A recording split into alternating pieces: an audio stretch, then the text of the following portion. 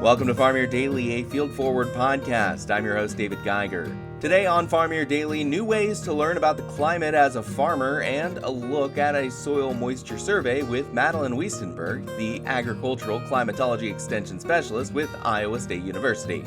Please be sure to like and follow the podcast as well as our social media at Field Forward Pod. We would love to have you join our community, keeping folks informed about what is affecting our farmers. This is Farm Here Daily.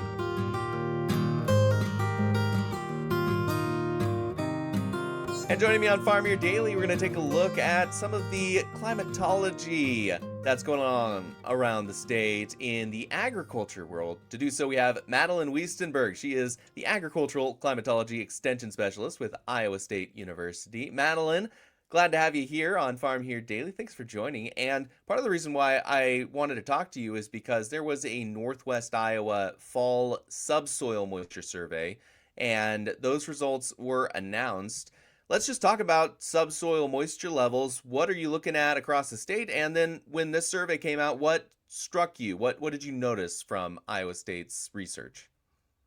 Yeah, well, thank you so much for having me, and I'm glad we can talk about these results. First, I want to shout out Gentry Sorensen and Leah Tennaple. Those are our field agronomists out in Northwest Iowa, and they really do the hard work for this report. So they are out there taking the samples. They did 18 different samples across Northwest Iowa, and they do these every spring and fall. So it really gives us an idea of where we starting the growing season out with in terms of soil moisture, where are we ending the growing season and heading into winter at. So really grateful for them and the hard work they do to produce these really awesome data sets for Northwest Iowa. Initial thoughts on the report is that for a lot of the locations where they took observations, fall soil moisture is looking good. I mean, Really? we're starting to lean a little drier, but compared to especially 2024 and 2023, we are sitting at many of these locations a bit wetter than we had in those previous years. Mm-hmm. So overall, looking good.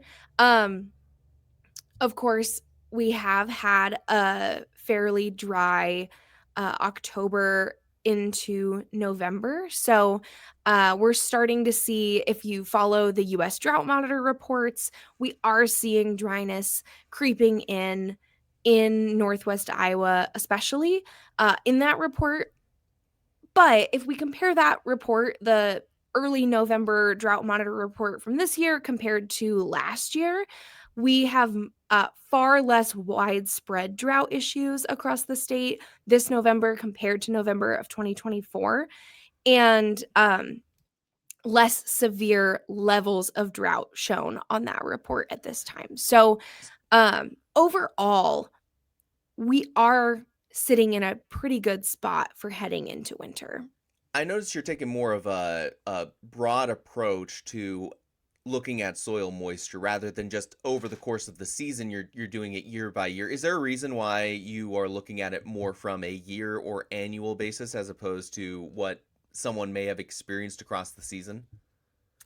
Yeah, that's a great question. I think part of it is my training and my background as a meteorologist, thinking very large scale, Right. and as a climatologist, thinking, over 30-year periods and these large scale periods. So I'm definitely biased and influenced in my training in that way of I wasn't thinking criticizing that at over all. I was just long like, terms. you're the scientist, so this makes sense why you might look at a year to year basis. But I thought it was interesting because from my perspective of looking at it more, from a present perspective, I'll go, oh, well, we were pretty wet. We had crazy subsoil ratings of like none that were in dry category. Mostly were in adequate or average levels of soil moisture, and then we went 2 months without essentially rain, uh, and things got a lot drier. But looking at it still from that perspective, the broader approach, it's still better than last year. Yeah, yeah. So if we think about, year to year and comparing what we've experienced in the past few years, yeah, absolutely. We're still sitting pretty good. But yeah, if you think about it in the shorter term, just this growing season, yeah, we started out 2025 looking really dry and somewhat nervous about the growing season. Then, of course, um, the faucet turned on and we had plenty of rainfall to get us through the growing season. Um, for many folks, often too much rainfall, especially in north central Iowa.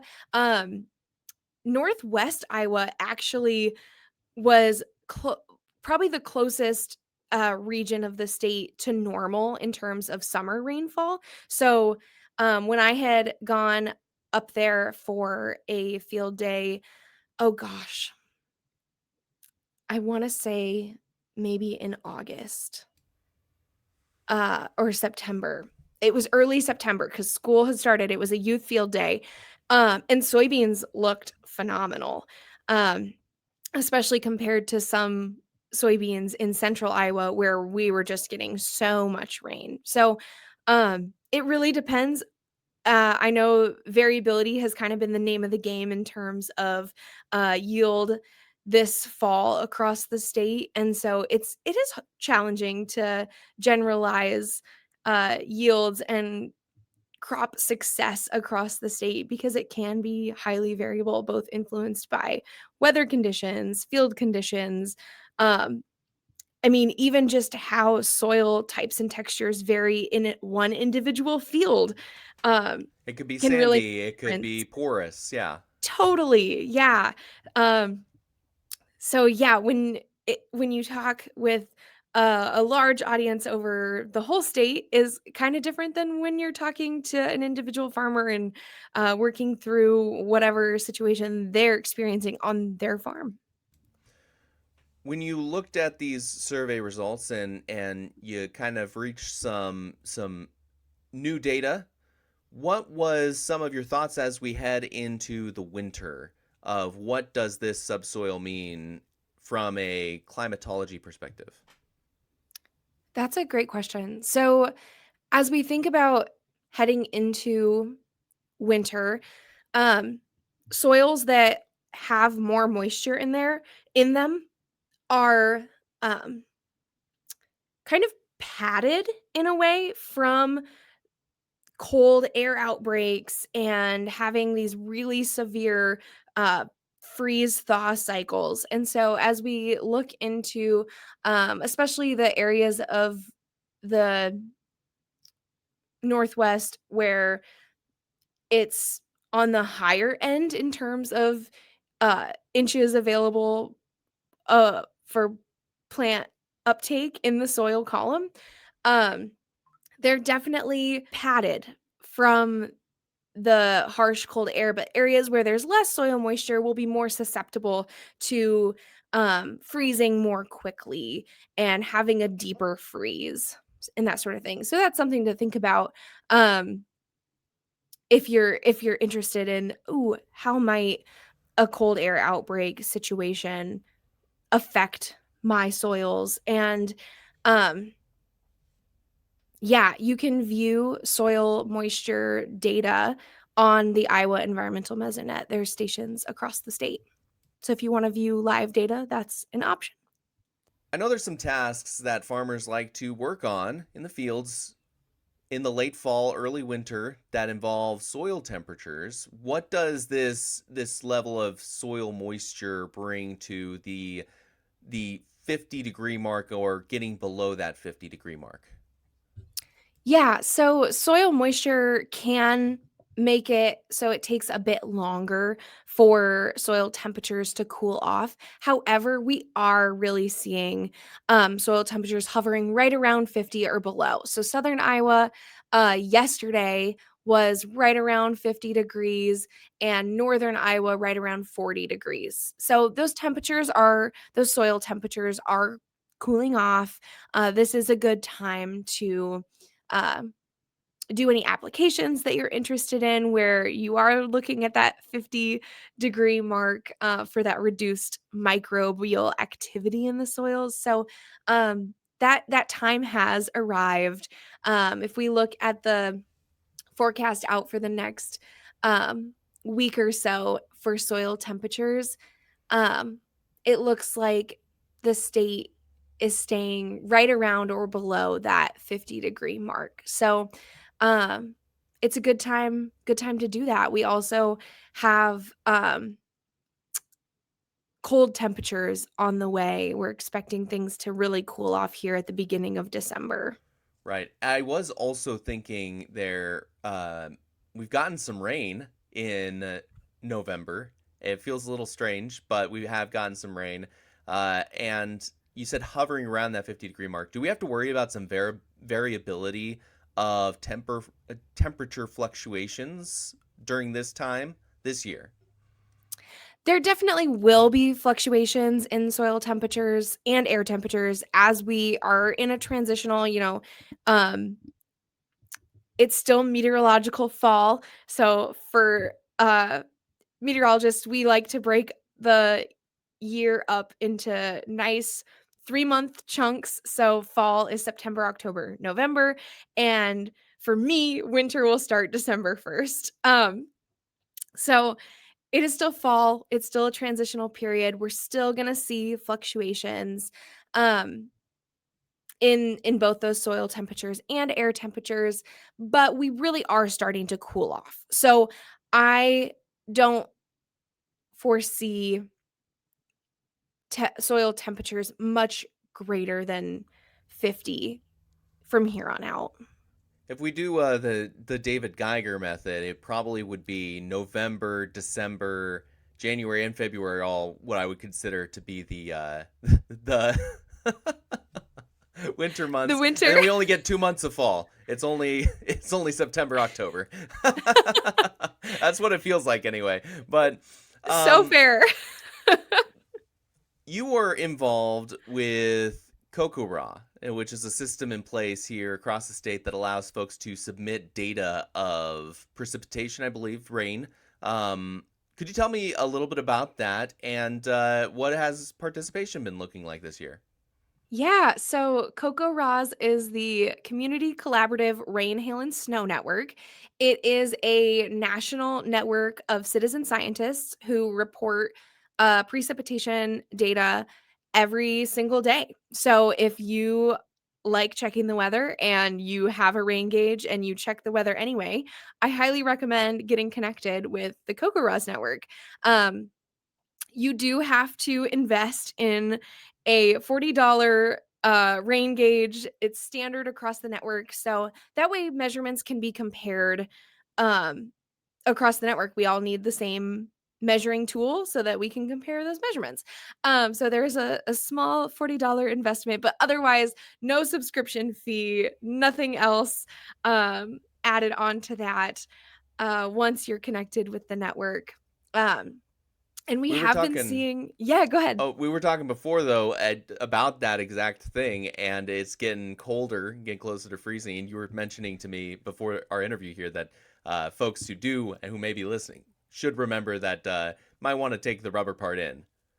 Yes. So the rain gauges are around 8 inches tall and 4 inches in diameter, and they have a funnel that funnels down into an inner tube. And then the outer tube is an excess catchment. So if you have a rain event in 24 hours where you're getting greater than 1 inch of liquid precipitation, it falls into that outer tube. I highly, highly, highly recommend everyone who has one of these gauges, bring that inner tube inside during the winter. If it gets wet and freezes, it will crack it. Um, if you're not interested in using the outer tube to collect wintertime precipitation amounts in that way, you can bring the whole device inside for the winter. Um, so that way it's not exposed to the harsh winter elements and you can have that rain gauge for longer. It really increases the longevity of the device. So that's an option. Because you may be bringing that in, You have the option to collect and report snow depth amounts. So put out a plywood sheet out somewhere in your yard that's flat that you want to take snow depth measurements. And on that sheet is where every time it snows, you would take that depth measurement using the same ruler or the same tape measure every time. And you can report that information in the CocoRoz app or online as well. And then another option for wintertime precipitation reporting is snow water equivalent, SWE.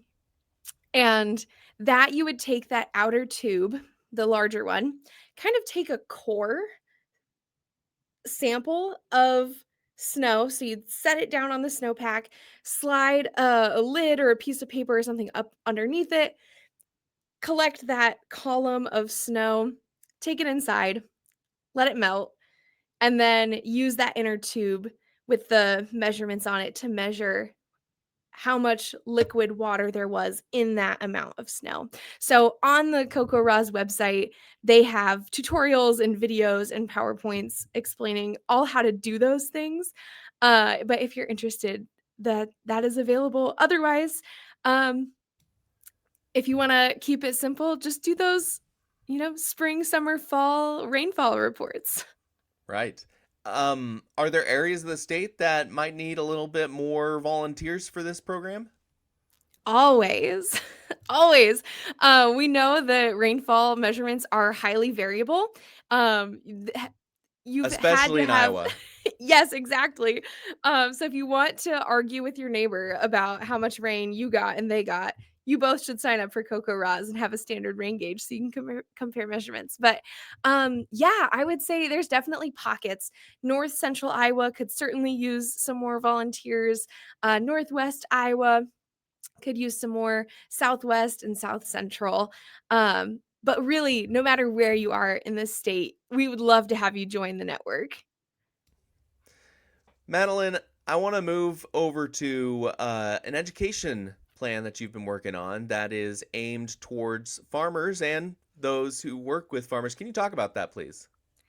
Yeah, so one of the projects um, myself and colleagues within Iowa State Extension have been working on is a new online course where folks can get those CCA credits and learn about different agronomic issues. So I have been specifically working on a weather and climate piece to this online education course. And we're going to start with kind of dipping our toes in, introduction to weather and climate. Where do we find weather forecasts? How do we read them and interpret them well for our farm and improving uh, production? And then maybe in future courses, we can dig a little deeper into forecast models and climate models and these different things. So it's definitely evolving and excited to get that rolled out in the next several months.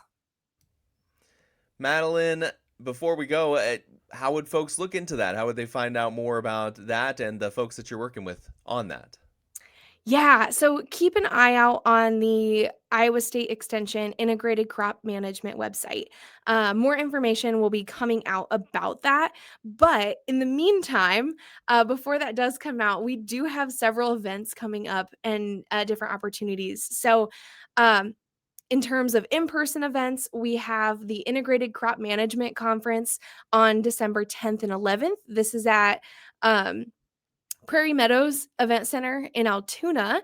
And it's a 2-day conference event where you can attend various sessions and learn all things integrated crop management. So I'll be there. I'll be presenting a couple of sessions and having a booth where we're going to do some weather trivia. So stop by if you're attending that conference and test your weather knowledge. And then also, uh, so registration is open for Integrated Crop Management Conference. We also, in January, will have the Crop Advantage series. So that is a series of 12 meetings across the state. If you go online and to the Integrated Crop Management website with Iowa State, you'll be able to see your nearest location and when that event is happening. That's a one-day event. So each location has one day. And another great way to just get ready for the next growing season and hear what folks and educators within Iowa State Extension are sharing. And if you prefer online learning, we'll also have season 6 of Crops TV rolling out here at the beginning of 2026. Madelynn Wuestenberg is the Agricultural Climatology Extension Specialist with Iowa State University. Madelynn, thank you so much for joining us on Farm Your Daily. Thank you so much for having me. This is Farm Your Daily, a Field Forward podcast. Thank you so much for listening. Again, in order to continue to produce this type of local content, we would love to have you join our community. So please follow the podcast as well as our social media channels at Field Forward Pod. You can also find me on social media at Geiger Reports. Again, I am your host, David Geiger, and I'll be back again tomorrow, everybody.